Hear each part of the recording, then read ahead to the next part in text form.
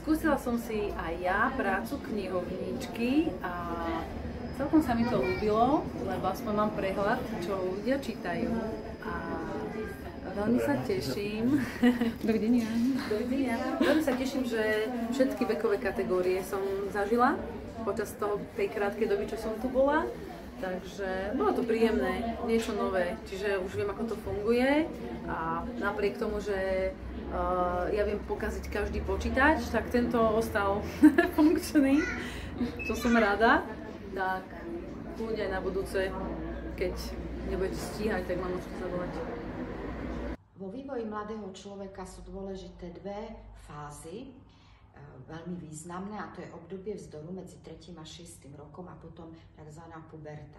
Musím povedať, že moje obdobie vzdoru bolo veľmi búrlivé, ale skončilo vtedy, keď som sa v 6 rokoch naučila čítať a otvorila som svoju prvú knihu od Márie Ďuričkovej Jasietka. Už potom žiadna puberta jednoducho nebola, už boli len knihy a obrovská veľká láska k knihám.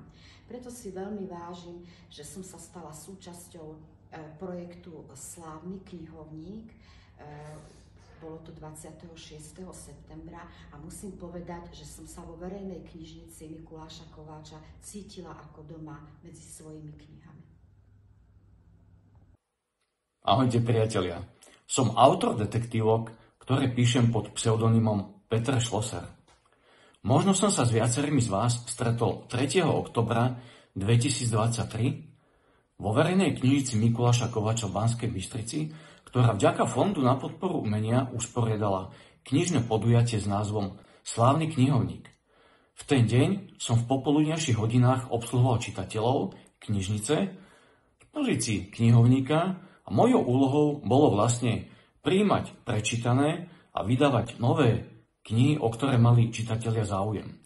Dúfam, že som počas krátkej doby nespôsobil viacej problémov ako osohu pracovníčkam knižnice a nemusia do dnešného dňa po mne napravať nejaké spôsobené neúmyselné chyby. V knižnici sa vystriedal slušný počet čitateľov a do dnešného dňa mi utkvela v pamäti čitateľka, ktorá priniesla kôpku asi 20 kníh a rovnaký počet si požičiavala. A keď sa táto kopa kníh ocitla predo mnou, mal som chvíľkový problém, ako sa s nimi vysporiadať, ale vďaka pomoci pani knihovničok som aj túto úlohu zvládol. Aj napriek krátkej chvíľke môjho pôsobenia v úlohy knihovníka si viem celkom živo predstaviť, že by som v tejto pozícii pracoval a napríklad aj vo verejnej knižnici Mikuláša Kováča v Banskej Bystrici. Majte pekný deň. Ahojte. Pozdravujem vás z Bratislavy, do Banskej Bystrice. Pozrite sa, ja mám knižnicu, vy máte ale ešte o mnoho krajšiu a ja som vo vašej bansko-bystrickej knižnici strávila perfektný deň.